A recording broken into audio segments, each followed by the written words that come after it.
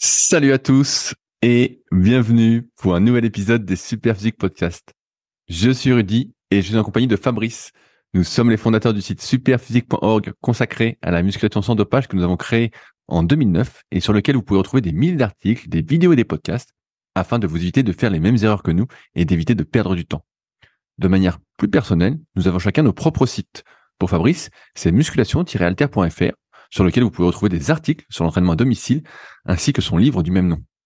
Pour moi-même, c'est sur rudykoya.com sur lequel je propose du coaching à distance depuis 2006, de véritables suivis, mais également des formations en fonction de votre morpho-anatomie, des livres comme le guide de la prise de masse naturelle et le guide de la sèche naturelle que je vous envoie personnellement chaque semaine de manière dédicacée, ou encore la formation Superphysique sur méthodesp.rudykoya.com pour les plus passionnés d'entre vous. Enfin, vous pouvez retrouver sur le site Superphysique notre marque de compléments alimentaires destinée à améliorer votre santé et dont une bonne partie est bio, et notre application SP Training disponible sur tous les stores afin de vous permettre de savoir quoi faire à chaque séance. Enfin, vous êtes les bienvenus au Superphysique Gym et à la Villa Superphysique à proximité d'Annecy, mais pour ce faire, il faudra me contacter avec le lien directement dans la description. Allez, c'est parti.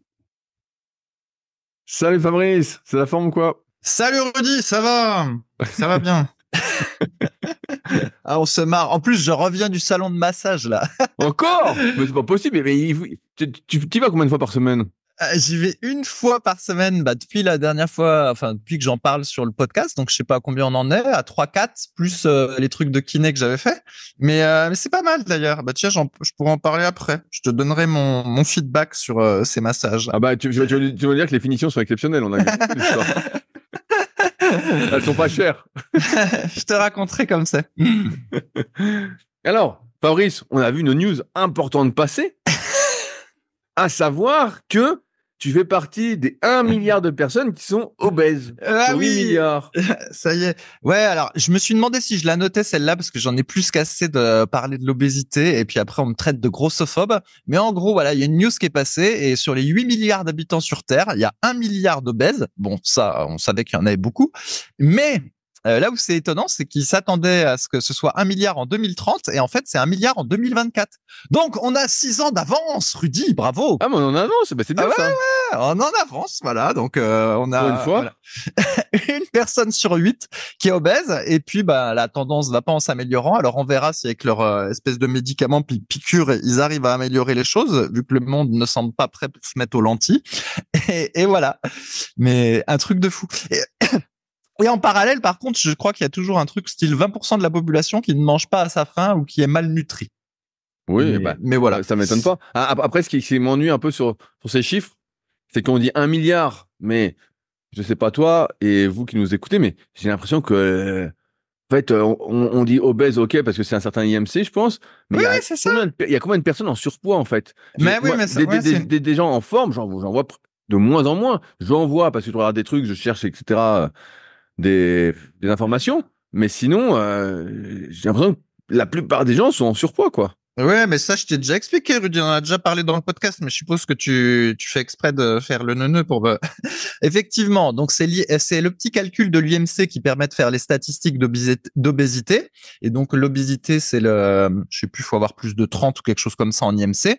Et si vous voyez le mec devant vous, comme dirait Arthur Jones, j'ai pas besoin de le peser pour savoir qu'un type est obèse.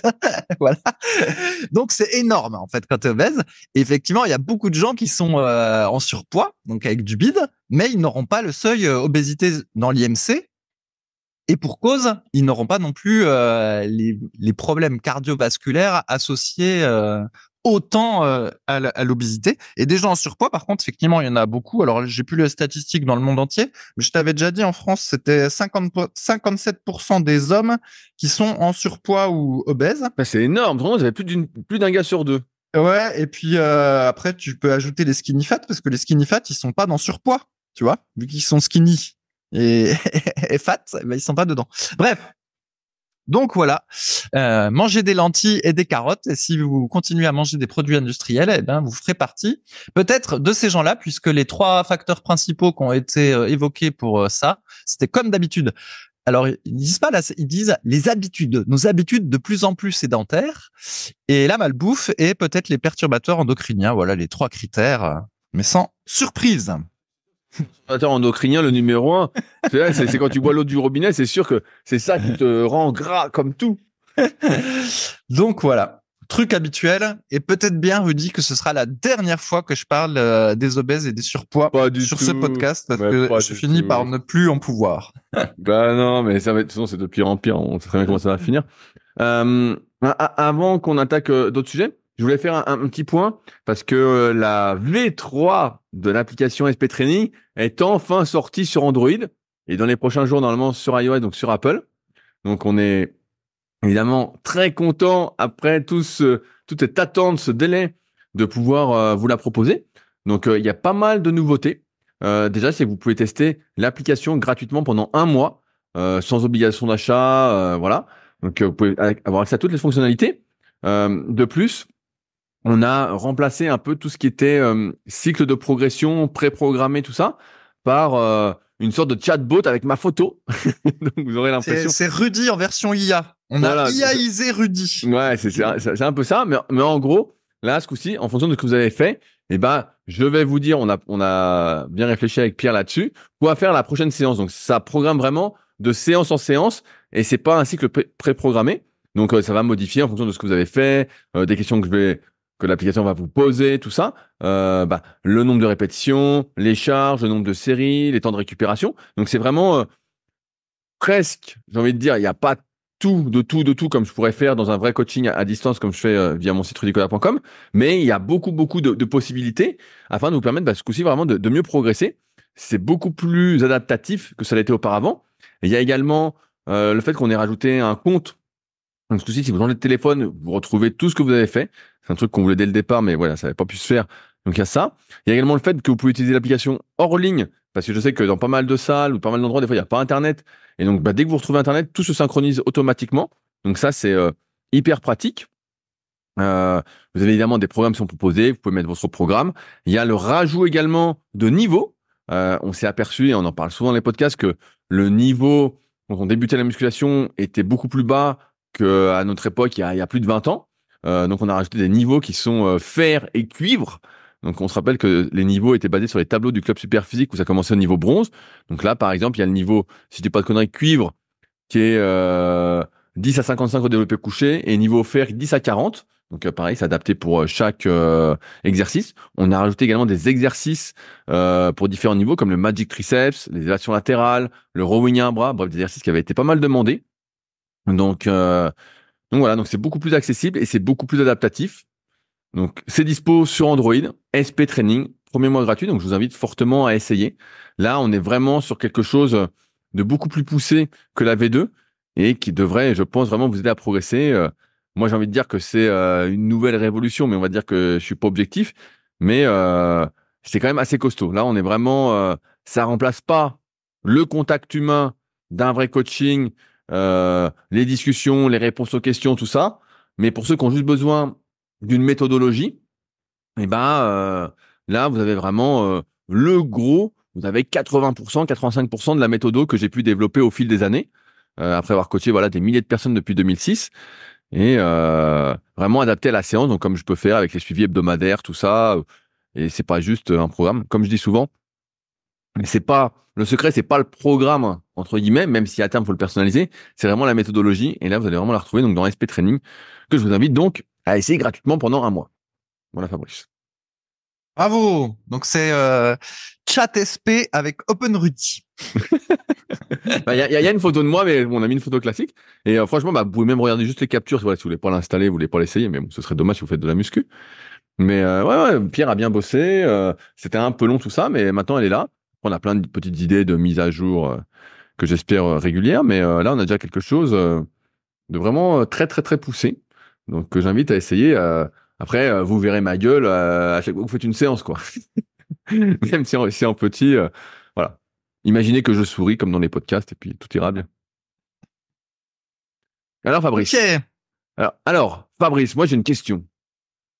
Parce que tu faisais du rameur et du ski erg et il semblerait que tu aies pris des pecs avec ces 2 exercices. Est-ce que c'est vrai? Ouais, j'ai pris tellement de pecs. Non, je suis style statue grec. Tu sais, tu connais les statues grecques? Parce que les statues grecques, elles n'ont pas de pec, en fait. Elles ont des épaules, un petit peu de bras et tout ça, mais elles n'ont pas de pec. Et comme les premiers athlètes qui faisaient du culturisme au début des années 1900, ils n'avaient pas de pec non plus parce qu'ils se basaient sur les statues grecques, puis ils faisaient pas trop de développé couché. Et les pecs, c'est arrivé après. Donc, quand ma femme, elle me dit, mais décidément, t'as plus du tout de pec, je lui dis, bah oui, je suis devenu statue grecque. C'est normal, hein, c'est volontaire. Alors oui. Donc là, maintenant, ça fait plusieurs mois que je fais du rameur. J'ai même débuté le ski là. Et comme j'avais dit à un moment donné, j'ai même arrêté les pompes. Donc du coup, maintenant, mon physique ne doit plus que à mes antécédents et à la marche quotidienne que je fais. Bon, ça, on n'entendait pas des miracles, mais voilà, au rameur et au ski. Et donc, je peux vous dire exactement ce qui se passe. Rudy. Alors ce qui se passe. Que se passe-t-il? Que se passe-t-il? Chaque fois qu'on fait une activité comme ça, faut distinguer les muscles qui sont sollicités et les muscles qui vont vraiment avoir une grosse sollicitation musculaire. Parce que souvent sur Internet, vous avez plein d'activités, faire son café ou faire son ménage. Oui, ça sollicite un peu tous les muscles, mais de là à gagner du muscle ou aller travailler vraiment, c'est une autre histoire. Et donc au rameur, on dit souvent que ça sollicite 80% des muscles du corps. Alors je sais pas où ils ont été pêchés ce truc-là, si c'était dans une étude ou quoi. Mais la réalité, c'est qu'en fait, sur ces 80%, il y en a pas tant de pourcents que ça qui vont vraiment être sollicités intensément au point qu'on va avoir une petite hypertrophie musculaire, en tout cas par rapport à un gars normal. Ce qu'on voit, c'est que les quads, oui, on peut choper un petit peu de quad avec le rameur, ça, il n'y a pas de doute. On peut choper un peu de fesses aussi avec le rameur, un petit peu de lombaire, un petit peu de trapèze moyen, mais pas de trapèze supérieur, parce que le tirage est plutôt horizontal, donc c'est assez cohérent. Un petit peu d'arrière d'épaule. Et franchement, au niveau des bras, moi, il ne se passe à peu près strictement rien. Oh, ça sert à rien de faire tout ça, alors. On prend pas de pec ni de bras. Ouais, c'est ça. Ça fait pas on a une bonne posture, voilà. On a vraiment une bonne posture parce que c'est plutôt la chaîne postérieure qui est sollicitée plus les quadriceps. Mais c'est vrai que sinon, là, au niveau des bras et des pecs, en fait, ça fond. Ça ne cesse genre voilà, statue grecque. Vu que je fais plus de pompe ni rien pour les pecs, et ben en fait, comme ils travaillent trop peu, et ben il y en a plus. Voilà, les pecs ont disparu. Donc voilà. Mais voilà, il y a un petit peu de fesses et un petit peu de quadriceps. Alors après pour le ski. Donc la machine skiable concept 2. Donc là, j'ai fait une dizaine de séances. C'est un peu plus compliqué ce mouvement-là parce que il y a des gens qui le font de manière plutôt courte, puis il y a des gens qui le font de manière plutôt ample, et donc du coup les muscles mis en jeu sont pas tout à fait les mêmes. Et par ailleurs, il y en a qui mettent des résistances très élevées et d'autres qui mettent des résistances plus faibles. Mais grosso modo, chez moi en tout cas, ça fait les abdominaux et les dorsaux. En gros, voilà. Bon. Et ça fait pas les triceps à force de... Non. Ça fait pas les triceps parce qu'en réalité, c'est exactement comme le rameur. La fin du mouvement, c'est une petite extension de triceps qui accompagne tout l'élan que tu as mis au début, qui doit être le plus important possible. Et en fait, le triceps travaille très peu, exactement comme au rameur. Les biceps travaillent très peu parce qu'en fait, ils sont juste là pour accompagner la fin de l'élan. Ils tirent pas vraiment, tu vois. Si tu tires, en fait, c'est pas là, toi, t'avais fait du 500 mètres, donc c'est complètement différent. Mais normalement, ils sont là pour accompagner parce que si tu tires à chaque fois, en gros, tu gaspilles de l'énergie. Donc, c'est un accompagnement. Et c'est exactement pareil au ski. Les triceps, c'est un accompagnement et du coup, ils travaillent pas. Et donc, voilà. Donc, ce qui travaille, c'est chez moi les dorsaux, un tout petit peu le devant d'épaule et puis les abdos. Et puis il y en a qui vont avoir une amplitude de mouvement un peu plus importante et puis du coup qui vont peut-être mettre en jeu de manière plus tonique d'autres muscles, mais dans mon cas ça le fait pas. Et est-ce que tes pulsations continuent de baisser? Est-ce que tu continues à jouer un peu avec tout ça? Alors, le truc des pulsations. Alors, sur le rameur, je regarde de moins en moins tous ces trucs-là.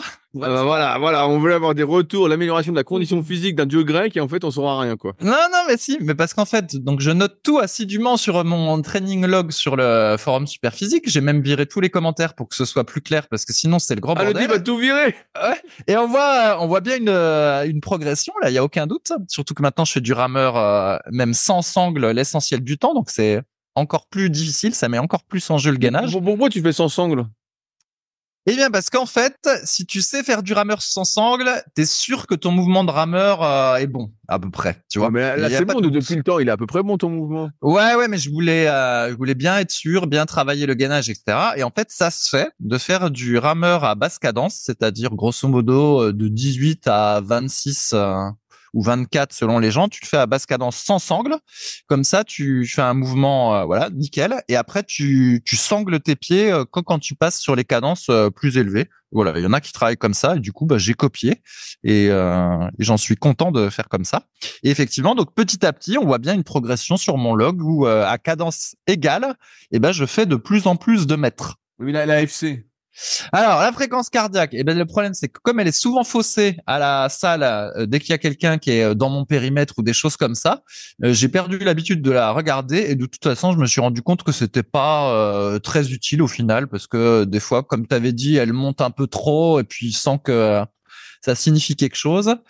Et puis quand, par contre, des fois, je regardais ce qu'on appelle le split, c'est-à-dire mon temps aux 500 mètres, et puis je me suis rendu compte que ça m'encourageait parfois à tirer trop fort ou à l'inverse à pas être assez fort ou à avoir. Comment tu gères ton effort alors? Au feeling, figure-toi. Oh non! Si, je te jure, Oh j'essaye là de là tirer. là là. J'essaye de tirer quasiment le plus fort que je peux à chaque fois en fait, mais pas non plus le plus fort que je peux parce que sinon je pourrais pas le répéter 100 fois de suite, en ayant le geste le plus relâché possible. Et après, je regarde mon temps en mètres et je regarde combien j'ai fait de mètres. Et en fait, ça progresse de séance à séance. Et ce que je respecte par contre absolument, c'est la cadence. Où je mets une vidéo où je vois un mec faire la cadence en question et je me cale sur sa cadence. Je fais aussi ce qu'on appelle une double respiration, où là, je commence à maîtriser le truc, où en gros, tu respires 2 fois sur un seul mouvement. Ça aide aussi à la cadence. Et puis voilà. Et en fait, pour le moment, c'est comme ça. Et quand je retenterai un 2000 mètres, pas tout de suite, et là, on verra, je passerai à l'étape supérieure ou de viser le split. Mais je pense qu'au début, là, je faisais trop en même temps. Il faut commencer par le commencement. Et le commencement, c'est la cadence et de tirer bien fort pendant longtemps. Et c'est à peu près ce qui se passe. Et je pense que je suis pas mal, Rudy. Et au passage, donc il y a beaucoup de gens qui se mettent à côté de moi quand je fais le rameur à la salle. Et en fait, ils comprennent pas ce truc de résistance. Alors, si jamais vous avez un rameur et que vous n'avez pas lu le mode d'emploi et que vous avez un rameur où on règle la résistance de 1 à 10, de type Concept 2 ou Technologique ou quoi que ce soit, la bonne résistance, c'est entre 3 et 5 en fait. Ça sert à rien de mettre 10.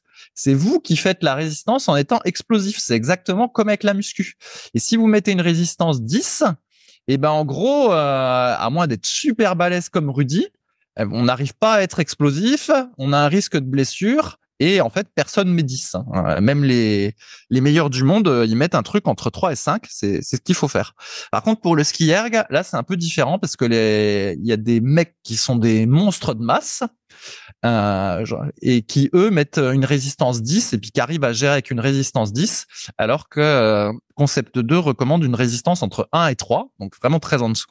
Mais là, il y en a qui mettent 10. Mais au rameur, personne met 10, à part pour quand ils veulent travailler des fois je sais pas comment me dire, des séances force, là où ils vont s'amuser à faire 10 ou 20 coups très forts, mais la quasi-totalité du temps, ils mettent entre 3 et 5, voire même des fois moins que 3 quand c'est des séances longues.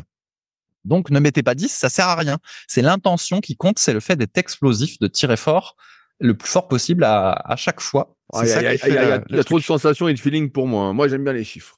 Ouais. Non, mais le chiffre, tu peux regarder le split. Mais moi, j'essaye de m'en détacher un peu là pour bien maîtriser le mouvement, en fait, si tu veux. Mais quand est-ce que tu l'auras maîtrisé? Je pense que je dois en être pas mal. Vu que maintenant j'ai ajouté la respiration, donc vu que j'arrive à faire sans sangle plus la respiration, ça devrait le faire. Mais en fait, tout est extrêmement bien pensé, mon cher Rudy. Alors dis-moi. Je vais te dire, mais je vais pas non plus trop saouler les gens parce que ceux qui n'ont pas de rameur. Non, mais on veut connaître tes objectifs, on veut savoir ce que tu veux faire. Mais en fait, c'est très simple. Il y a, grosso modo, une séance où je fais de la cadence basse à 18 coups par minute. Voilà. Donc, ça peut être 20, ça pourrait être 20 ou 22, mais bon, je respecte strictement, c'est 18. Ensuite, il y a une autre séance où j'avais commencé à 18 et grosso modo, chaque semaine, j'augmente. 18, après 20, après 22, après 24. Je vais aller comme ça jusqu'à 30 ou 32. Donc, ça va prendre un certain nombre de semaines, vu que là, j'en suis à 24. Je vais tenter un 2000 mètres. Et ensuite, je repartirai sur un vrai programme nickel en tenant compte des splits et tout ça. Mais là, je m'estime encore dans la phase Mais là, tu fais que 2 séances par semaine? Eh ben, en fait, ça fait 2 ou 3, ça dépend de la semaine. C'est à cause du ski erg. Parce que j'en ai rajouté 2 de ski erg. Plus les jours de repos, ben, moralité, du coup, ça a réduit sur le rameur. Et c'est un test que je fais aussi, Rudy. Ah Donc, ouais, du coup, tu t'entraînes plus du tout, là. bah, j'en fais moins sur le rameur, mais ça continue à progresser. Bah, parce que c'est le ski erg. Comme je teste le ski erg avant de rentrer chez moi pour savoir si je vais m'en acheter un, eh ben, faut au moins que je fasse 2 fois par semaine pour savoir si j'accroche, tu vois. Je pense que tous les auditeurs seront de mon avis. Tu vas pas acheter de ski erg. Là, je sais pas, c'est pas mal en fait ce truc-là. Parce que je me suis dit, effectivement, comment ça se fait qu'il y a autant de types qui font du rameur, qui font du ski erg, alors qu'à la base, le mouvement est quand même assez chiant et normalement, c'était pour les skieurs quand il n'y avait pas de neige l'hiver. C'est comme ça que ça avait été inventé par Concept 2. Et en fait, l'avantage du truc de ski, là, c'est que grosso modo, c'est l'inverse du rameur. C'est à peu près le mouvement antagoniste. Et donc, du coup, ça fait que si tu enchaînes les mouvements un jour sur 2, par exemple, eh ben en fait, tu vois bien, ça fait comme en muscu. Si un coup tu fais le dos et le lendemain tu fais les pecs, tu vois. Et c'est le même principe. Et du coup, ça fait que tu peux t'entraîner fréquemment, mais en ayant des pauses au niveau de tes muscles et de tes articulations. Donc c'est pour ça que j'essaye d'investir ce champ-là et de voir si ça me plaît, quoi. Mais est-ce que tu vas pas acheter déjà un vrai rameur? Oui, bah après ça, j'achèterai aussi un rameur. C'est pas le prix que ça coûte. Voilà, j'aurai le rameur. Donc le concept de rameur. Et le concept de ski erg, c'est ça l'idée. Ah bah, dis donc, l'idée, c'est de tourner. Est-ce qu'on pourra venir s'entraîner moyennant une cotisation? Mais j'y ai pensé, ça. J'ai déjà pensé chez moi. De la même façon, je me suis dit, tiens, Rudy, il fait la villa SP. Pourquoi moi, je ferais pas aussi un truc chez moi où les gens viennent et puis font du rameur ou du ski et en même temps, ils profitent de l'environnement de chez moi et de ma compagnie, tu vois. Ben voilà, la Villa Superphysique 2, ça s'appellera, parce que moi, c'est numéro 1. Et la Villa Superphysique 2. Voilà. Très bien. Mais donc, je teste. Et alors, il faut savoir qu'à la salle, il y a quasiment personne n'arrive à faire du rameur correctement. Et c'est aussi pour ça, du coup, que je me suis lancé dans ce truc-là. Je me suis dit, la plupart des gens, ils font n'importe quoi. Ça se trouve, moi, au début, je faisais n'importe quoi. Donc, on va déjà apprendre à faire les choses bien. Et c'est pour ça que je passe du temps sur la technique. Et là, c'est pareil pour le ski, où je passe beaucoup de temps pour essayer d'apprendre le mouvement, comprendre comment faut faire. C'est pas évident parce que juste avec YouTube, c'est pas simple. Et là, pour le coup, c'est pareil. Ceux qui font du ski à la salle, ils sont très rares, mais il y en a. Et là, ils font vraiment n'importe quoi. Alors déjà, au rameur, ils font souvent n'importe quoi, mais alors au ski, c'est un désastre. Mais du coup, voilà, ça me montre que il faut travailler et faire les choses bien. Et voilà. Et en fait, pour ceux qui se souviennent, à un moment donné, j'alternais le rameur et le vélo, parce qu'il y en a aussi qui font ça. Mais sauf que du coup, ça tapait 2 fois dans les quadriceps. Et si en plus, je rajoutais de la rando par là-dedans, j'étais encore sur les quadriceps et du coup, 3 fois sur les genoux. Les genoux en rando, ça nique les genoux. Les genoux avec le rameur, ça tire sur les genoux. Et puis, le vélo, voilà, j'ai encore une sollicitation des genoux. Alors que là, avec le ski erg, tu vois, c'est magique. J'ai un autre mouvement. Donc, voilà pourquoi je passe du temps sur le truc. Et effectivement, ma fréquence cardiaque monte pas mal sur ce mouvement-là, mais c'est parce qu'en fait, je sais pas encore bien gérer la cadence et tout ça. Que sinon, c'est exactement comme le rameur. Il y a pas de raison que quand tu fais une cadence suffisamment basse, ton cœur il monte trop en fait. Tu vois, ça doit être adapté. Donc voilà, sauf si tu tâtonne. Sauf si tu mets de la force à chaque coup, t'accélères comme un malade, musculairement, ça peut te faire monter un peu. Oui, voilà, c'est ça. Mais d'ailleurs, c'est exactement ce qui se passe avec le rameur. C'est que tu te souviens, au tout début, j'avais dit en off, mais je comprends pas que les types qui font de l'aviron là, à 20 coups minutes, ils arrivent à monter la fréquence cardiaque à je sais plus combien, 180 là. Tu m'avais montré des PDF où c'était comme ça. Puis tu m'avais dit, si, parce qu'ils mettent beaucoup d'appui. Et c'est vrai que du coup, maintenant, même avec une faible cadence, j'arrive à faire monter le cœur, mais c'est parce que je tire le plus fort possible à chaque fois. Et effectivement, ça fait monter, mais pas autant que ceux qui font de l'aviron, mais ça monte un petit peu. Et voilà. Et d'ailleurs, c'est peut-être la clé du succès, Rudy. C'est d'être capable de tirer très fort à cadence basse et après d'être capable de garder cette force de tirage en augmentant la cadence. Et c'est comme ça que tu fais un bon temps. Mais si à la base, t'as pas un tirage fort, ça sert à rien d'aller vite parce que t'auras jamais un bon temps. C'est ça le truc. Voilà, Rudy. Et donc, en tout cas, musculairement, vu qu'on est sur un podcast de muscu, pour ceux qui voulaient savoir, hein, parce qu'on dit souvent, un pet de muscle. ouais, ça fait par rapport à un type lambda, ça fait. Mais effectivement, ça fait même pas ce que fait un débutant en muscu. Hein. Je pense que tu fais 10 à 70 au rowing yachts, t'as plus de dos qu'en faisant du rameur. En tout cas, tel que je le fais là. Après, effectivement, ceux qui font 6 minutes au 2000 mètres, ils ont peut-être un bon dos parce qu'ils doivent tirer très très fort. Mais en tout cas, pour le moment, chez moi, ça le fait pas. Et encore, j'ai les antécédents. Si j'avais pas d'antécédents, ce serait peut-être pas beau à voir. Voilà. Et j'ai aussi remarqué un truc, Rudy, c'est que ceux qui se mettent au rameur en ayant un passif d'aviron, il peut y avoir des types qui sont secs, mais ceux qui se mettent au rameur sans avoir un passif d'aviron, j'ai remarqué qu'ils pouvaient être un peu dodus. Parce que comme le rameur, il porte ton poids, puis que t'es avantagé en étant gros, il y a pas mal de gros qui font du rameur. Hein. Quand je regarde un peu les photos sur Internet ou les forums et que je vois le taille-poids, en fait, c'est un peu les dodus. Hein.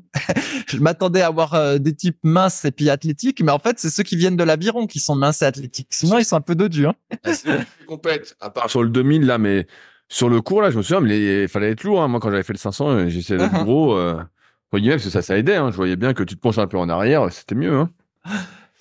Donc bon, donc le bilan, si je fais le bilan de toutes mes activités, la natation, le vélo, le rameur avec mon petit niveau et le ski, je dirais que l'activité qui muscle le plus, ce serait la natation, en étant honnête, et le vélo pour les cuisses. Bah voilà, plus c'est localisé, plus ça muscle. C'est ouais, le vélo avec un braquet assez élevé, ça fait quand même bien les cuisses, ça y a pas de doute.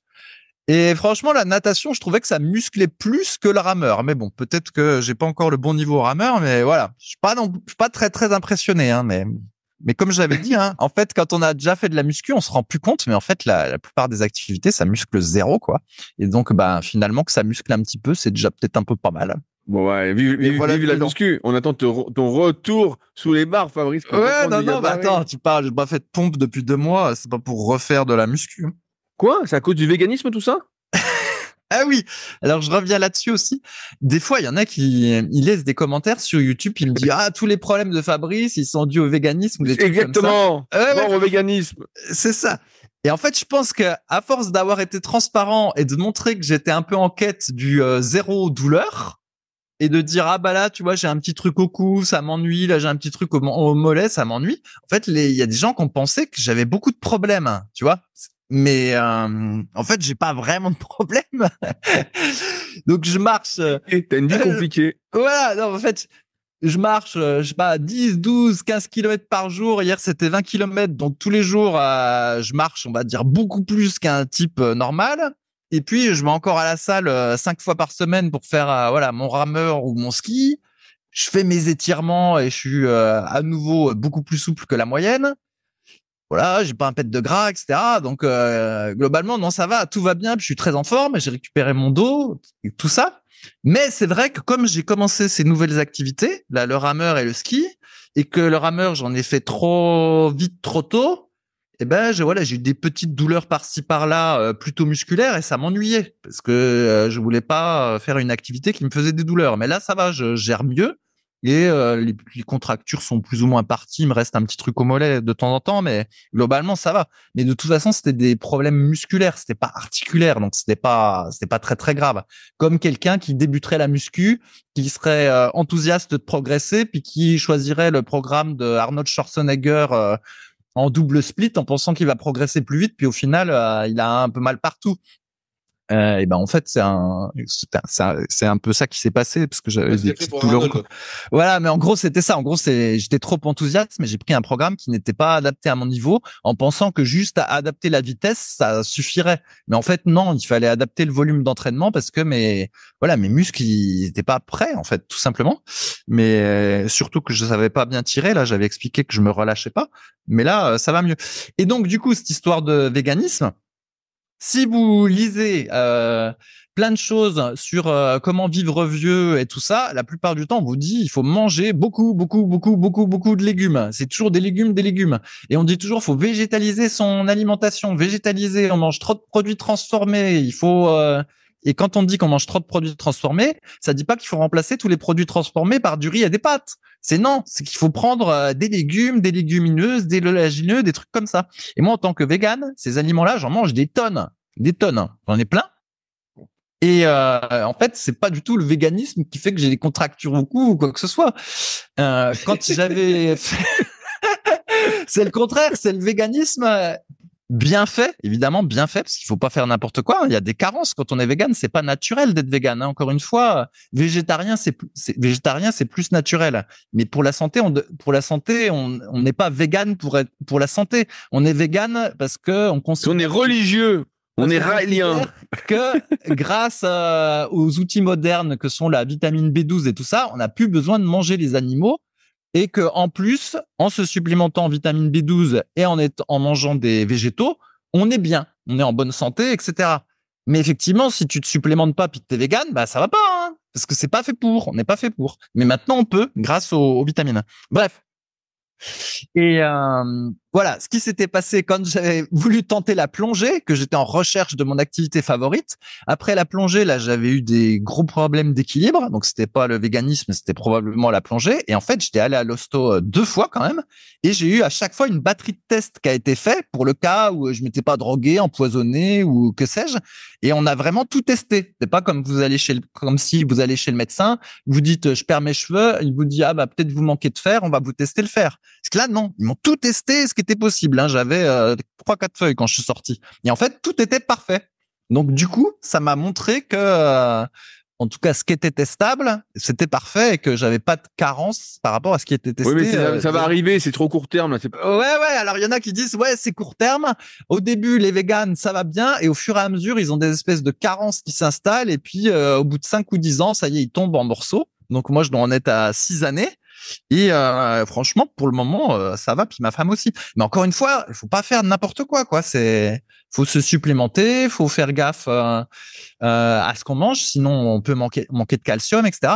En fait, quand on est vegan et qu'on fait les choses intelligemment, on est un peu obligé de faire attention, parce que sinon, effectivement, si je mange pas assez de légumes verts ou du tofu ou assez d'oléagineux ou une eau un petit peu minéralisée, bah, j'ai un risque d'être carencé en calcium. Donc, ben voilà, ça oblige à faire certains trucs un peu différents.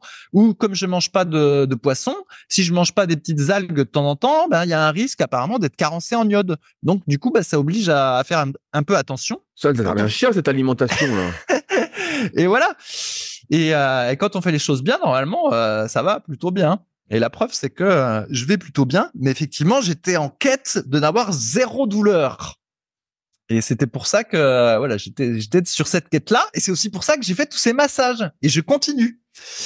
Et donc les massages, c'est pas mal. C'est dommage que je puisse pas en faire plus. Je comprends que les athlètes professionnels, ils aideront à leur massage à chaque fois. Vu que ça aide la récupération, c'est vrai. Parce qu'il y a un coup, j'avais fait une séance assez intense pour moi le matin. Et déjà l'après-midi, je commençais à avoir je sais pas comment appeler ça, on va dire des espèces de courbatures. Et en fait, je suis allé faire le massage le soir même, exprès pour tester. Et le lendemain, bah, ça m'avait fait beaucoup de bien.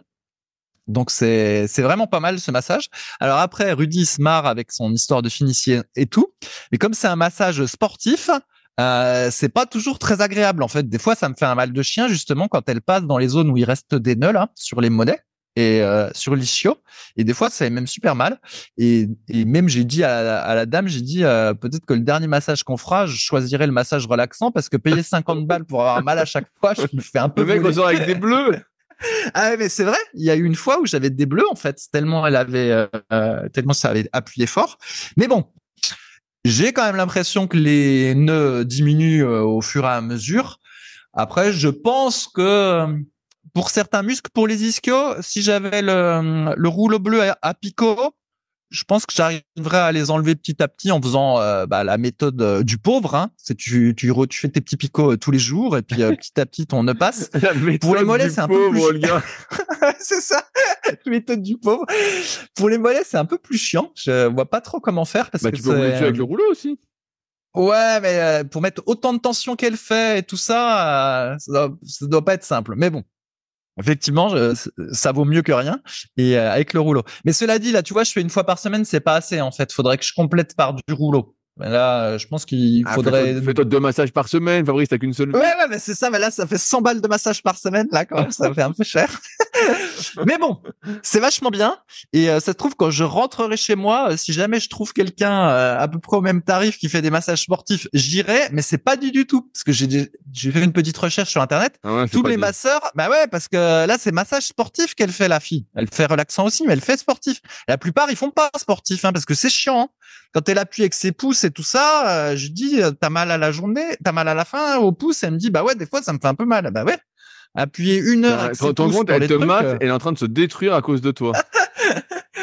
Bah ouais, non, c'est vrai que c'est. Bah d'ailleurs, il y avait quelqu'un qui nous avait envoyé un message, on n'en avait pas parlé. Quelqu'un qui disait qu'il était allé chez un vieux kiné et le vieux kiné le massait. Et donc, si je comprends bien ce qu'il avait dit, lui, il avait dit au vieux kiné, mais pourquoi les jeunes kinés en France ne massent pas? Et donc, nous, moi et Rudy, on pensait que c'était aussi parce que quand tu masses, tu peux t'occuper que d'une personne en même temps. Et comme les tarifs sont trop peu élevés, ils sont obligés d'avoir plein de personnes en même temps pour rentabiliser à peu près leur cabinet et leurs heures d'études, leur diplôme. Et on pensait que c'était pour ça qu'ils massaient pas. Mais le vieux masseur disait que masser, à la longue, ça niquait les mains, ça finissait par faire mal aux mains, et que ça se trouve, les jeunes kinés français savent qu'on s'abîme les mains en massant, et ça devient une motivation supplémentaire pour ne pas masser. Voilà ce qu'on avait reçu en mail. Vrai, pas vrai.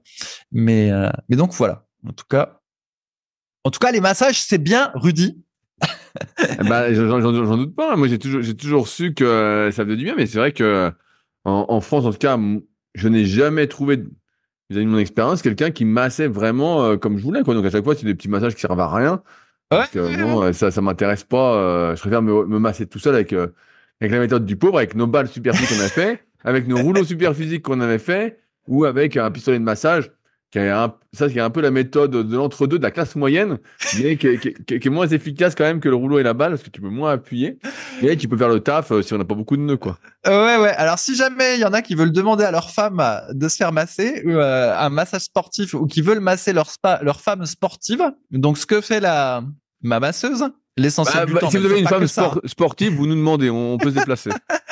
En gros, elle colle ses 2 pouces, par exemple, et elle va le mettre sur le bas du mollet. Et ensuite, elle va appuyer très fort en remontant ses 2 pouces jusqu'au haut du mollet. Elle va répéter ça plein de fois de suite. Voilà, c'est une des techniques de massage qu'elle fait. Elle fait pas que ça, mais c'en est une. Et elle fait exactement pareil pour les ischios. Donc, elle va être sur le bas de l'ischio. Elle va prendre ses 2 pouces et après, elle appuie, puis elle remonte. En gros, c'est ça qui fait le plus mal quand on a un endroit où il y a des nœuds. La formation super massage, Fabrice. Ouais. Formation super massage. T'as raison, je vais utiliser le compte épargne formation pour demander à ma femme de la faire, cette formation de massage. Et voilà. Donc moi, j'ai un peu fait le tour pour mes choses. Rudy. Oui, et j'ai pris plein de sujets sur le forum, comme d'habitude. Moi, je suis un adepte de répondre aux questions qui ont été posées sur les forums. Et on a pas mal de questions dernièrement. Donc, je vais commencer par une qui est celui qui cherchait quel sport de combat pratiquer. On peut Elle était gratinée, celle-là. Si, on peut commencer par celle-là. Je sais plus dans quelle rubrique elle était. Je l'avais pas pris parce que j'ai vu que tout le monde s'énervait dessus. Donc, c'est préparation physique qu'elle est dans la rubrique. Bon, je vais la chercher tout de suite. Alors, sachez que maintenant, j'ai la fibre. Donc, je peux faire de l'Internet en même temps quand je fais le podcast. C'est incroyable. Alors, il est où ce type? Quel sport de combat? Oui, je l'ai. Alors, je vois qu'elle te fait plaisir. Alors, c'est une question de DZ Columbia, auquel on a déjà pas mal répondu dans différents podcasts, qui est assez actif sur les forums Superphysique. Donc, je rappelle que si vous avez des questions, n'hésitez pas à les utiliser. www.superphysique.org puis forum. Et bref, bonjour. Voilà, cela fait 2-3 ans que les sports de combat me tentent de plus en plus. Et j'aimerais commencer un sport de combat. J'aimerais savoir s'il y a des gens qui pratiquent ici, car j'aurais quelques questions. J'aimerais un sport de combat dans lequel je suis naturellement doué morphologiquement. Je suis très large d'épaule et j'ai une taille moyenne. Je suis plutôt longiligne, 1m02 de jambes et 80 cm de haut du corps. Ça me paraît pas si longiligne que ça, dit comme ça, mais bon, bref. Si vous avez des conseils à me donner ou avis à me donner, ce serait avec plaisir, je n'y connais pas grand-chose. Fabrice, est-ce que DZ Columbia fantasme le fait de devenir un combattant de MMA professionnel. Ouais, en fait, cette question-là, elle a un peu agacé tout le monde. Mais parce que, je sais pas, c'est comme si moi je disais, alors Rudy, ça fait 2 ans que j'hésite à faire, je sais pas quelle activité, du tennis. Est-ce que tu penses que je suis fait pour le tennis? J'hésite à m'y mettre, etc. Donc oui, déjà, je trouvais que c'était mal parti quand ça fait 2 ans qu'on hésite à faire une activité et qu'on n'a même pas fait le premier pas pour faire tester cette activité. À mon avis, voilà, ça relève plus du fantasme ou de la bonne idée que vraiment on doit pas être très motivé pour faire ça. Mais en plus, là, ce qui était drôle, c'était que ça concernait les sports de combat. Effectivement, je pense qu'avec le MMA, là, qu'a le vent en poupe, c'est comme ça en France, si vous avez remarqué.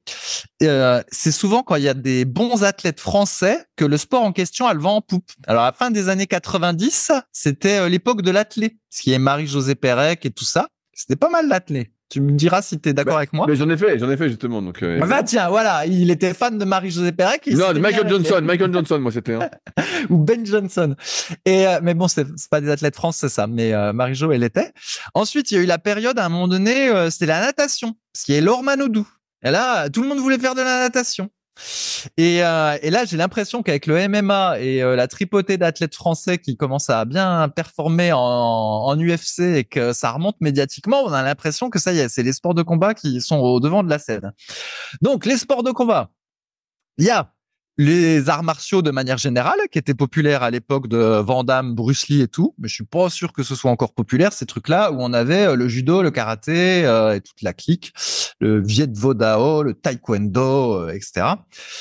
Et là, normalement, il n'y a pas trop de contact, donc ça encore, ça va à peu près, on peut y aller la fleur au fusil. Ouais, mais moi, je veux défoncer les autres. Moi, je veux faire une carrière. Je veux savoir où je suis doué pour gagner. C'est ça. Mais alors après, il y en a qui se disent, j'hésite à faire de la boxe anglaise, ou j'hésite à faire de la boxe américaine, ou de la boxe thaï, tout ça, mais voilà, dans lequel vous pensez que je serais mieux et tout. Et en fait, je pense que les gens, ils ont oublié que dans ces trucs-là, tu te prends des coups dans la gueule, en fait. C'est pas la rigolade. Et à mon avis, ils ont oublié ce truc-là. C'est pas que taper, hein. C'est tu t'en prends aussi. Et même taper, c'est un peu particulier. Et c'est ce que j'ai répondu sur le forum.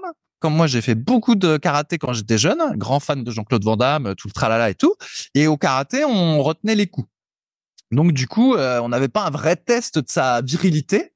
Et en plus, si je puis dire, et en plus des fois, l'autre il retenait pas bien son coup et tu te prenais le coup, t'étais pas content. Et toi, tu retenais super bien ton coup et lui, tu l'avais pas fait mal, alors que toi, tu t'étais fait mal. Et à la fin, t'es tout énervé puis tu dis, puisque c'est ça, moi, je vais faire de la boxe américaine et allez tous vous faire foutre avec votre karaté de fifi. Et donc, je suis allé faire de la boxe américaine. Donc de son nom, je crois que le nom américain c'est plus, ouais, non, c'est encore différent, je crois, je sais plus. C'était full contact. Je crois que l'équivalent exactement en termes de termes, c'est full contact. Donc je suis allé et évidemment comme j'avais mon passif karaté, tout de suite tout le monde me regardait parce que j'étais souple, je faisais des high kicks, etc. J'avais la classe. Voilà. Et en fait, donc évidemment à l'entraînement on a un petit casque et je crois même que dans les combats amateurs on a des casques. Je crois que c'est les pros ou ceux qui ont un meilleur niveau qui n'ont pas le casque sur la tête. Et voilà. Mais il n'en demeure pas moins qu'en fait, je me suis pris des coups dans la tronche. Et en fait, se prendre des coups dans la tronche, même avec le casque, c'est pas agréable du tout, figurez-vous. C'est pas fun. On n'est pas content de se prendre des coups. Et puis même après, je trouvais que j'étais pas très bien, en fait. Et pourtant, je n'ai pas mis KO ni rien du tout, mais je me sentais pas super en forme après avoir reçu des coups. Et moi-même, j'en donnais aussi. Et à un moment donné, j'ai frappé un type et je lui avais pété un truc du nez. Il arrêtait pas de saigner. Et le type, il était rentré chez lui pour l'anecdote, si je l'ai pas déjà raconté en podcast, parce qu'elle est pas mal, cette anecdote-là. Donc le type, il est rentré chez lui. C'était un jeune comme moi. Et en fait, il continuait à pisser le sang du nez. Ça s'arrêtait pas. Donc, il est allé à l'hosto aux urgences et en fait, aux urgences qu'il a accueilli, ma mère qui était infirmière aux urgences et puis qui lui a dit, comment vous êtes fait ça? Hop, le type, il a dit, je fais de la boxe américaine, j'ai pris un mauvais coup sur le nez et tout ça. Ma mère de dire, c'est drôle, mon fils aussi fait de la boxe américaine. Il s'appelle Fabrice, vous le connaissez? Et l'autre de dire, oui, c'est lui qui m'a fait ça. Et donc, voilà. Le monde était petit, n'est-ce pas? Vu qu'il était finalement allé se faire soigner par ma mère pour son truc. Mais bon, toujours est-il que cet épisode-là, moi, j'en étais pas particulièrement content, tu vois, parce que j'ai pas envie de m'entraîner, de faire un combat d'entraînement avec un type et puis du péter le nez. Enfin, je pense qu'il n'était pas cassé son nez, mais tu vois, mais qui finissent aux urgences. C'est pas une activité nécessairement qu'on a envie de faire quelque chose où tu envoies les gens aux urgences. Et moi-même, me prendre des coups, c'était pas très fun. Et donc, moi qui pensais être le summum de la virilité à l'époque, de mes 17 ans et d'avoir regardé 2000 fois Bloodsport, eh ben, je suis rentré la queue basse et puis j'ai dit non, la boxe américaine, c'est pas pour moi et stop. Et je pense qu'il y en a qui ont oublié que voilà, la boxe, c'est ça, tu te prends des coups. Et si en boxe anglaise et dans plein d'autres boxes, souvent quand même, ceux qu'on voit qui performent puis qui montent, dont on entend parler en tant que pro ou des trucs comme ça, c'est quand même souvent des types qui viennent des bas-fonds, hein, c'est pas des bourgeois. Ben, c'est parce qu'il faut faut avoir envie de se faire fracasser et la volonté pourquoi, parce que sinon naturellement c'est quand même un petit peu spécial. C'est pas comme dans les films, en fait. C'est ça. Et je pense qu'on oublie. Et à mon avis, le type, s'il pose la question sur le forum, c'est qu'il, voilà, il se rend pas du tout compte de comme c'est. Donc ça, c'était pour ça. Et après, effectivement, il posait aussi la question, il disait quel est le truc adapté à ma morphologie? Et comme quelqu'un a répondu très justement sur le forum, cette histoire de faire une activité qui est adaptée à sa morphologie, ça, l'idée déjà, c'est de prendre du plaisir entre guillemets à l'activité. Si t'as pas envie d'être si t'as pas envie d'être champion, c'est pas très très grave si c'est pas adapté à ta morphologie. Il a pas été champion, il a déjà 23, 24, 25 ans, c'est terminé. Donc bon, qu'il aille tester un cours de karaté. Alors en général, en plus, dans les associations, quand on veut tester, c'est exclusivement au mois de septembre. Une fois que tu as loupé le mois de septembre, octobre, bah, tu peux plus t'inscrire. Mais bon, il peut quand même essayer. Peut-être qu'ils l'accepteront. Ouais, il va tester un truc de karaté ou de taekwondo et puis il verra comme ça va se passer. Non, mais si veut, on peut lui mettre un pain dans la gueule gratos, hein. Et puis il verra s'il aime bien. Non, mais tu rigoles, mais c'est vrai il y a eu une espèce de banalisation de la boxe et tout, parce qu'à un moment donné, en fitness, tu sais, ils avaient inventé des trucs, il y avait Body Combat où tu faisais des cours collectifs, où tu tapais dans le vide. Là où je suis, en Espagne, il y a des salles avec tous des sacs, et puis en gros, ils font des espèces de sessions, on peut appeler ça cardio box, où ils vont t'appuyer dans le sac, après ils font des burpees et tout ça, tu vois. Et donc, du coup, t'as le mob box dedans, ça fait viril et tout, mais bon, ça n'a rien à voir avec la boxe, moi je te le dis. C'est pas ça, ils ont un truc Everlast, enfin. Ouais, c'est ça. Mais c'est pas ça. Bref. Donc c'était pour la question. À mon avis, je suis sûr que dans 2 mois, il a toujours pas fait sa session test de sport de combat. Il l'aura peut-être fait, mais il aura pas. On verra quoi. Ah, mais c'est vrai que le raisonnement est à l'envers. Ouais, c'est à l'envers en fait. C'est ça qui est très très surprenant, c'est que je sais pas, je me suis jamais dit, quand je prends mon exemple du kayak, même si je me racontais des histoires tout ça, j'ai commencé le kayak et puis j'aimais bien en faire. Je me disais au début, je me suis jamais dit est-ce que t'es fait pour, est-ce que t'es doué, est-ce que voilà, j'aimais bien faire, j'étais avec un copain, on faisait le kayak, voilà, c'était cool quoi. C'est comme la muscu, au début tu fais la muscu, tu sais, tu te poses pas la question, t'aimes bien, tu vois que tu prends de la force, tu prends du muscle, t'es content des sensations, tu te poses pas la question. Après, tu peux te poser la question, au bout d'un moment, je sais pas si t'as commencé, je sais pas, à 10 ans un sport, et puis ça fait 7-8 ans que t'en fais, et puis la question se pose de, est-ce que je vais essayer de devenir athlète de haut niveau, sportif professionnel, essayer d'en vivre tout ça? Là, tu te poses la question, est-ce que j'ai le potentiel pour pouvoir aller plus loin? Est-ce que j'ai l'envie de... Mais sinon, en dehors de ça, tu te poses jamais la question, est-ce que je suis fait pour ce sport? Et je sais pas, quoi. Parce que quand tu démarres à 25 ans, à 30 ans ou après, en fait, tu fais parce que ça te fait plaisir de faire ce sport-là. Et tu verras bien jusqu'où tu vas, tout en sachant que de toute façon, comme tu l'avais dit, maintenant il y a des compétitions de tout, il y a toutes les catégories, car ça va vraiment dans tous les sens, quoi. Donc tu fais d'abord pour toi, ça te fait plaisir, tu t'entraînes, voilà, tu fais ton plan, c'est plus ou moins important, mais tu te dis pas est-ce que je suis doué pour ou pas. En fait, on s'en fout que tu sois doué pour. C'est comme la muscu. Moi qui fais beaucoup d'analyses morpho-anatomiques, que ce soit sur les vidéos que je propose le lundi, en général toutes les 2 semaines, ou ceux qui font appel à mes services dessus, via mon site encore une fois. Le but, c'est quand je prends une analyse, c'est d'adapter l'entraînement par rapport à celle-ci. C'est dire, ben voilà, je veux pas me blesser, ce qui est la base quand même. Et puis, qu'est-ce que je peux faire pour mieux progresser? Voilà, mais c'est pas de dire, bah oui, tu seras pas Monsieur Olympia. Et tu le sais déjà. Si t'allais être Monsieur Olympia, tu m'écris pas, puis t'as pas besoin de conseils. En fait, ça gonfle tout seul, ça se fait tout seul. Quand tu commences à te poser des questions, c'est mauvais signe. Quand il y a un doute, il y a pas de doute. Et là, je pose la question, quel sport de combat je vais faire dans lequel je vais être doué? En fait, pour moi, la réalité, c'est quel est le club le plus proche de chez toi? Voilà, c'est ça. Voilà. Quel va être le plus pratique pour aller faire, pour y aller? C'est ça. Et puis tu y vas. Et puis s'il y a une bonne ambiance, c'est vraiment un esprit club, tout ça, bah tu continueras, ce sera cool. Tu te feras des potes, voilà, ce sera super. Si tu dois faire 1 heure de route pour y aller, c'est mort. Moi, je me souviens quand j'avais testé le jiu-jitsu brésilien, c'est parce que là où j'habitais avant d'avoir la villa super physique, et ben en fait, je pouvais y aller à pied, je pouvais marcher 25 minutes et j'y étais. C'était à 5 minutes en bagnole. Et voilà, je mettais 25 minutes à pied. Puis j'étais content d'y aller, c'était cool, tout ça. Voilà, il y avait une bonne ambiance. Mais je voulais pas spécialement faire du jiu-jitsu brésilien. C'est juste, j'avais des sports de combat, je voyais ça à côté. C'était en 2015 ou 2016.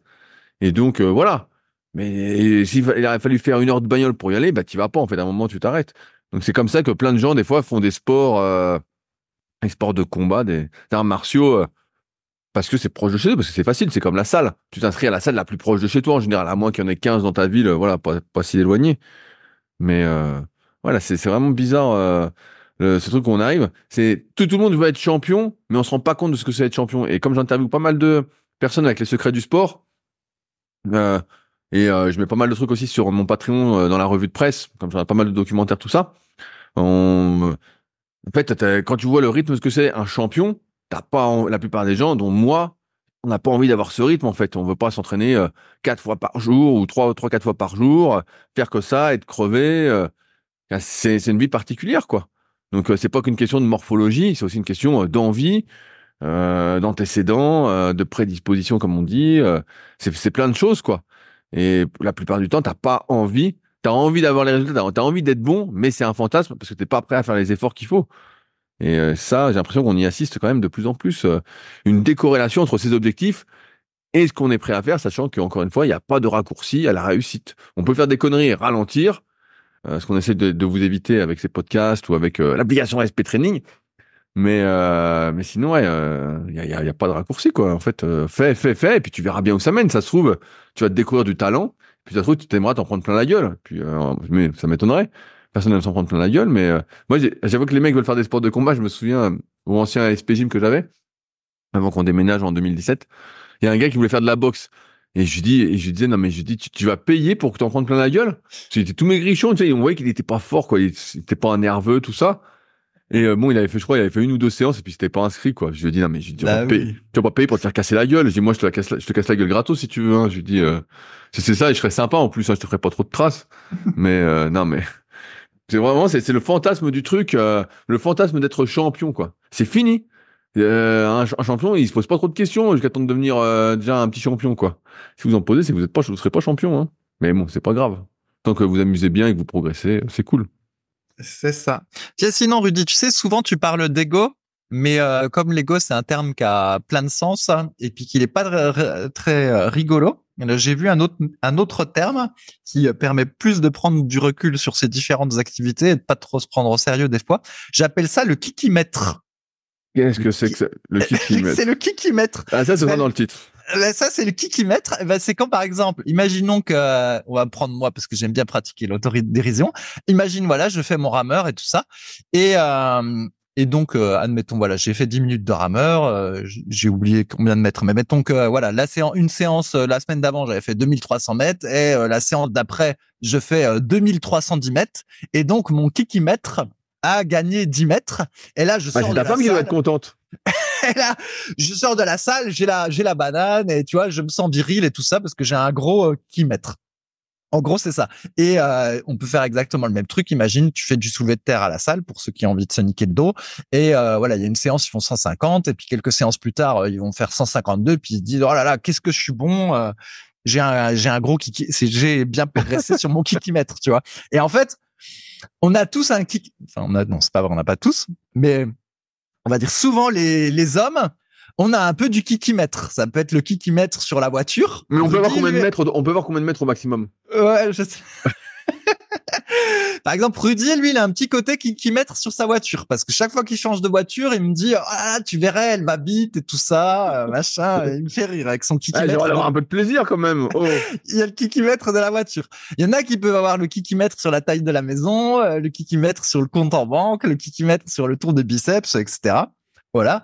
Et là, ben, en ce moment, moi, mon kikimètre, c'est donc sur le rameur ou le ski erg, peut-être plus tard. Et ce qui est amusant, c'est que là où je suis, donc à Valencia. Et j'avais déjà raconté, il y a un immense parc qui s'appelle la Touria, qui occupe c'est un fleuve qui a été asséché, puis ils ont transformé ça en immense parc. Et il y a beaucoup de gens qui font du sport là-dedans. Et des fois, je sors de la salle un petit peu en mode kikimètre en disant ouais, regardez comme moi je suis bon en rameur et tout ça. Tiens, toi, vulgaire passant, je suis sûr que si on te mettait sur un rameur, tu serais tout pas bon. Donc moi, j'ai un plus gros kikimètre que toi. Et toi aussi, autre passant, tu serais moins bon. Bref, en mode kikimètre. Et je me promène ensuite dans cette touria et je tombe toujours sur des gens qui font des machins pas extraordinaire, mais quand même par rapport à des gens lambda qui ont un très bon niveau. Donc des fois, il y a des gens qui font du yoga et tu les vois faire des positions qui sont dans des positions avancées ou même pas en position avancée dans le bouquin de yoga que j'ai chez moi, tellement ils sont bons. C'est des filles qui payent pas de mine, qui vont se contorsionner dans tous les sens. Il y a aussi une discipline que moi je connaissais pas, que j'ai vu pratiquer que ici en amateur, où en gros, il y a un pont. À quelques mètres de haut, ils vont tirer une espèce de toile qui est attachée sur le pont, et après ils vont faire des acrobaties en se servant de la toile. Et souvent ceux qui font ça, c'est des filles. Elles sont super souples et puis déjà un petit peu balèzes parce qu'il faut se tracter avec les bras et tout ça pour faire ces trucs. Et moi, avec mon kikimètre du rameur, impossible de faire les positions de yoga en question, impossible de faire cette activité sur la toile qu'on suspend. Et alors là, ce midi, j'étais en pique-nique et j'ai vu un type qui devait s'entraîner pour être style Yamazaki ou quelque chose comme ça. Donc il était sur un point en hauteur, je sais pas, à 2 mètres de haut, mais en tout cas bien plus haut qu'à hauteur d'homme. Et tout d'un coup, le type, je le vois sauter. Donc il saute et il atterrit dans l'herbe en faisant une roulade. Et j'ai dit à ma femme, oh putain, t'as vu ce que le type a fait? Et le type, il a recommencé une deuxième fois. Et donc, il a sauté d'un point haut et il a atterri au sol en faisant une roulade. Et là, mon kikimètre en a pris un coup. Parce que je me suis dit, mais dis donc, moi, je fais pas ça. Hein. Même en étant payé, je saute pas de ce truc-là. Et bref, tout ça pour dire que c'est le fait que tu m'aies dit que maintenant il y avait des compétitions de tout pour tout le monde sur plein de disciplines et sur plein de distances. Non seulement c'est vrai, il y a des compétitions de tout, mais en plus même il y a des tas d'activités dans tous les sens qui ne sont pas nécessairement compétitives et où des gens lambda, des fois ils ont leur petit niveau en fait. Ils sont pas mauvais du tout. Et moralité, quand on est en mode kikimètre comme j'étais, ça refroidit un peu. Enfin, ça rend un petit peu plus humble, si tant est que j'ai oublié de l'être, parce que vraiment, il y a plein d'activités, puis il y en a qui sont bons dans certaines activités en question. Et ça me rappelle une des nombreuses discussions qu'on avait eues pendant longtemps sur cette histoire d'être fonctionnel ou pas. Et quand je vois toutes les activités que font les gens, et vraiment, ils font des trucs, des fois, tu n'y avais pas pensé, c'est impossible d'être fonctionnel en tout, quoi. Tu peux pas, quoi. Parce que là, il faut déjà y penser de sauter de 2 mètres de haut et puis de faire de la roulade en atterrissant, quoi. T'avais pas pensé cette activité-là. Donc, voilà où je voulais en arriver, Rudy. Non, mais est-ce que tu veux nous confesser les choses pour lesquelles tu es kikimètre? Alors, je sais que la voiture, c'est ton cas. Non, pas du tout. Ouais, un petit peu. T'es chrono-kayak aussi. T'es pas mal en mode kikimètre là-dessus. Même pas. Non, en fait, je suis pas dans la comparaison, donc j'ai passé ce cap, donc ça va. Je fais les trucs pour moi. Quand ma bagnole, je donne un exemple, quand je vois ma bagnole, à chaque fois que je la vois, je dis putain, mais qu'est-ce qu'elle est belle cette bagnole. C'est celle que je me dis, à chaque fois que tu vas acheter une bagnole, ceux qui sont un peu comme moi, tu dis j'aimerais qu'elle soit belle, qu'elle aille vite, qu'elle ait la possibilité d'aller vite parce qu'on peut pas trop rouler. Mais voilà. Et là, quand je la vois, je dis bon, il y a aucune autre bagnole que j'aimerais. Mais c'est pas par rapport aux autres, c'est par rapport à moi. Oui, bien sûr, Rudy. Mais est-ce qu'il y a des fois, par exemple, tu vas faire un chrono meilleur que d'habitude au kayak et tu vas te sentir excessivement content de toi-même, tu vois, mais de manière un peu excessive parce que finalement, t'as juste fait un bon chrono de kayak, tu vois. Non, parce que je me rends compte maintenant de la futilité de tout ça. Ouais, même si j'arrive à me motiver, à être à fond, comme je dis à chaque fois, limite à être crise cardiaque sur des tests ou quoi, vraiment, j'ai l'impression que je vais exploser. En fait, je me rends bien compte que c'est un moyen pour moi de m'exprimer, mais c'est futile, ça n'a pas de sens. C'est comme, j'en parlais ce matin, j'ai un élève en BPJobs qui m'a demandé, je sais plus, on parlait d'objectifs, tout ça, et donc on parlait un peu de la vie, il est un peu jeune, il doit avoir 25-26 ans, et il y a un gars un peu plus âgé qui disait, moi j'ai pas d'objectif, je veux juste être peinard, il veut faire sa vie, tout ça, et lui il comprenait pas, tu vois. Et je dis, mais si, mais tu verras. Je dis, pour l'instant, tu es en compétition avec tout le monde, mais ça va te passer, en fait. C'est parce que je sais pas pourquoi, mais c'est peut-être dans l'être humain, j'ai pas bien réfléchi au truc, mais on a toujours envie de se comparer aux autres, d'être meilleur que les autres, d'être mis en avant. Tu vois, c'est comme les jeunes maintenant qui disent, ouais, je veux être célèbre, je veux être une star, voilà. C'est toujours au détriment des autres. Et ça, je pense que on l'a pas mal appris avec en s'ouvrant, je pense en s'ouvrant vis-à-vis de la musculation à d'autres activités, qu'en fait, on se prenait pour des guerriers, des cadors, voilà, tout ça. Et en fait, bon, bah, on était plus ou moins bon dans notre activité, il y avait toujours meilleur, mais en fait, il y a tellement d'activités, tellement de choses qu'on peut faire avec le corps humain, que bon, ça apprend l'humilité. Quand on regarde, on se dit, putain, mais c'est incroyable, mais c'est incroyable, c'est incroyable, c'est incroyable. Pour moi qui a Ouais, ouais.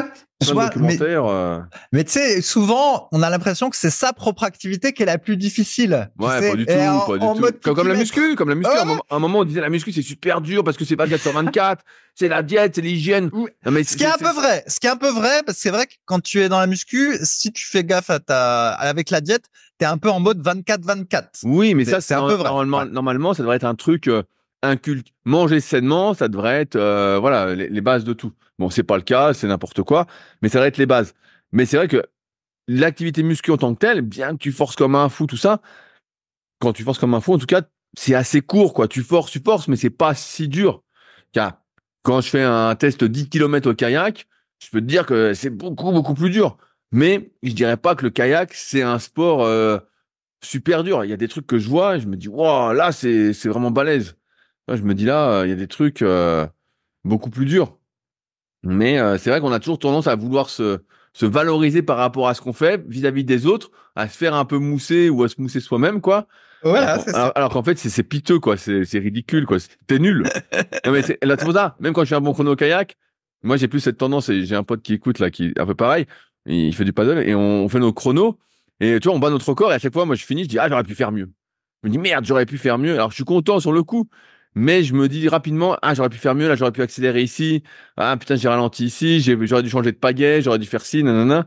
Et toujours un peu dans l'optimisation, tout en sachant que c'est quand même assez ridicule, quoi. Voilà, c'est accorder beaucoup d'importance, mais en même temps, on est dans un monde tellement confortable, du moins nous, là, en Occident, que bon, on se cherche des activités pour s'occuper et voilà, donner un sens à ce qu'on fait. D'ailleurs, demain, j'ai un test 10 000 mètres, Fabrice, au kayak, donc j'espère que le lac sera bien, parce que je vais tout donner pour battre mon record. C'est ça. Et je serai tout seul, alors qui va me mousser après? Qui va me mettre de la mousse? Et ouais. Mais tu sais que sur le concept 2 là, tu peux envoyer tous tes chronos sur Bien internet sûr. et du coup après t'as un classement. ouais, t'as un classement Bien et sûr. tout ça. Enfin t'as des kikimètres dans tous les sens, hein, ça. Et du coup sur le forum concept 2, tout pratiquant qui se respecte un peu a son lien vers son kikimètre et tout ça. Bien sûr, mais moi quand j'y étais, je mettais mes trucs aussi au 500, au 5000, au 1000 quand j'avais fait le 1000 aussi. J'avais mis tous mes trucs. Je regardais comment j'étais classé niveau mondial, tout ça. Donc, c'est sûr que tu fais. Mais c'est vrai que cette histoire de comparaison, en fait, ça t'apprend aussi l'humilité parce qu'à un moment, tu te rends compte que t'es nul, quoi. À moins que tu sois le meilleur sur le moment, mais c'est rare. Mais ça t'apprend qu'en fait, putain, il y a des types vraiment super, super forts. Oui, mais c'est ça. Parce que quand je vais à la salle, des fois, j'ai l'impression d'être super bon, vu que tout le monde en a rien à foutre du rameur, donc ils sont tous nuls. Mais c'est vrai que dès que je regarde un peu sur Internet ceux qui ont un petit peu de pratique du rameur, eh ben, effectivement, je suis débutant en fait, tu vois. Mais à la salle, je suis élite. Mais dès que je suis avec des gens qui en font un petit peu, et ben là, ça y est, je redeviens débutant. Ouais, Le kikimètre en prend un coup. Bah ouais, un exemple avec Bolette. Quand on fait des séances, si on doit forcer tout ça, bah voilà, je suis devant. Il y a pas trop de soucis, à moins que ce soit du très court, des sprints où je suis pas très bon, mais dès que c'est un peu long, je suis devant. Quand je vais au Gros du Roi, j'arrive, je suis mauvais, quoi. Je me prends des tarifs. Vraiment, bah, après, c'est des jeunes qui ont 20 ans et quelques, et je prends des tarifs. Je me dis, putain, mais c'est incroyable. Alors qu'avec Belette, j'arrive, si j'accélère vraiment comme un fou, bon, bah voilà, je suis devant. Alors que au Gros du Roi, si j'arrive à finir la séance avec les jeunes, bah, c'est un miracle, quoi. C'est vraiment. J'étais en forme olympique parce que sinon, je peux pas finir la séance à côté d'eux, quoi. Je comprends. Donc après, faut-il être, Fabrice, le meilleur des nuls ou le nul des meilleurs? Qu'est-ce que tu choisis? Non, je sais pas, non, mais je choisis pas. Mais je trouvais que c'est, voilà, je voulais partager ce mot-là du kikimètre parce que je trouvais ça assez rigolo, parce que souvent Rudy dit, ah, on se fait dicter par l'ego, mais comme Bien l'ego, sûr. ça a plein de sens, on n'y arrive pas. Alors que là, c'est plus facile de dire, oh là là, je suis un peu en train d'être fixé sur mon kikimètre, faut se calmer. Et puis voilà. Je voulais revenir sur un truc. À un moment donné, d'ailleurs, j'avais fait pas mal de comparaisons où j'avais comparé la musculation avec le rameur en disant, ben voilà, on peut remplacer les poids par des watts, voilà, les distances par des répétitions, etc. Enfin bref, il y avait plein de chiffres aussi. Et exactement comme pour la musculation, il y a des types qui vont commencer le rameur et être super bons. Alors en muscu, on a déjà vu des types qui assez rapidement, voire dès la première fois où ils font du développé couché, ça arrive, ils peuvent faire un maxi, je sais pas, tu me diras si c'est crédible Rudy, parce qu'à force j'ai oublié, à peut-être 80 ou 90 kilos, ça peut se voir. Peut-être quelqu'un qui a un passif un peu judo, rugby, qui est costaud, il se tente au coucher puis il fait 90 la première Oui, fois. bien sûr. C'est possible, on va dire. Alors que voilà, il y a des débutants, il va leur falloir peut-être un an d'entraînement pour faire 90 en maxi. Et il y en a même, ça se trouve, s'ils s'entraînent pas bien, ils y arriveront pas. Et ben l'autre coup, je regardais un log sur un forum Concept 2 et le type, en question, au bout de quelques semaines de rameur, il tente un 2000 mètres et il fait un 2000 mètres en moins de 7 minutes. Et voilà, première fois qu'il fait le 2000 mètres, moins de 7 minutes, s'il dit la vérité. Et effectivement, c'était enregistré sur le Concept 2 comme ça. Oui, mais c'est possible parce que moi, je Ouais. pense que si je le fais, je fais moins de 7. Bah ça, je sais pas, peut-être, oui, Rudy, c'est possible. Mais ouais, donc voilà. Alors que moi, il va me falloir beaucoup d'entraînement pour descendre sur les 7 minutes. Et donc, c'est exactement comme la muscu. Il y en a qui sont doués ou qui ont l'antécédent. Et voilà, donc, tout pareil. Ouais, mais non, mais c'est sûr, il y a des avantages. Mais bon, en gros, la conclusion, c'est on est nul et on sera un peu moins nul avec de l'entraînement. Voilà, c'est un peu ça. Sinon, on serait déjà champion et on se poserait pas ces questions, quoi. Enfin, on en est où, mon cher Rudy? Eh ben, on arrive au bout. Avant de conclure, je voulais passer une petite dédicace parce que mes élèves me l'ont demandé, mes élèves en BPGEPS, notamment Cindy et Leslie, de faire une petite dédicace à leur maître de stage. Donc, tu sais, quand tu fais un BPGEPS, tu as un stage en salle. Et donc, a priori, Nelson écoute tous nos podcasts. Et donc, on lui passe bien le bonjour. Et donc, il a mes deux élèves, Leslie et Cindy, dans sa salle. Donc, j'espère qu'il en prend soin. En tout cas, elles sont bien parties pour avoir leur BPGEPS. Ça, j'ai pas trop de soucis à me faire pour ces deux-là. Donc, et donc, sur ce, eh ben, on arrive au bout de cet épisode. On espère donc, comme d'habitude, que vous avez passé un bon moment en notre compagnie. Si vous souhaitez réagir, n'oubliez pas, vous pouvez le faire sur les commentaires sur SoundCloud, mais également sur YouTube. Si vous avez des questions qui n'ont rien à voir avec l'épisode, n'hésitez pas à les mettre sur les forums Superphysique. On vous réinvite à essayer l'application SP Training. Vous n'allez pas être déçus. Je peux vous le dire, c'est le top du top. Et puis nous, de toute façon, on se retrouve la semaine prochaine pour un nouvel épisode dans la bonne humeur. Salut à tous. Moi, je vous retrouve dans 15 jours. Et alors, plutôt que de commenter le véganisme, faites un travail d'introspection et mettez en commentaire de la vidéo YouTube vos kikimètres. Ce sera plus intéressant. Allez, salut. Si vous êtes encore là, c'est que vous avez sans doute passé un bon moment. Si vous avez des questions sur les sujets que nous avons abordés aujourd'hui ou que vous souhaitez nous en poser, ne vous priez pas, c'est avec plaisir dans la partie commentaires sur SoundCloud ou sur YouTube. Si vous avez des questions qui n'ont rien à voir avec les sujets abordés, par contre, cela se passe sur les forums Superphysique, qui sont les derniers forums de musculation du web et qui est également les premiers sur www.superphysique.org. Enfin, merci d'avance pour votre soutien, notamment à ceux qui laisseront des commentaires sur les applications de podcast, que ce soit Spotify ou Apple, avec évidemment la note de 5 étoiles sur 5. Je compte également sur vos partages sur les réseaux sociaux que je repartagerai avec plaisir. Sur ce, bon entraînement et à la semaine prochaine.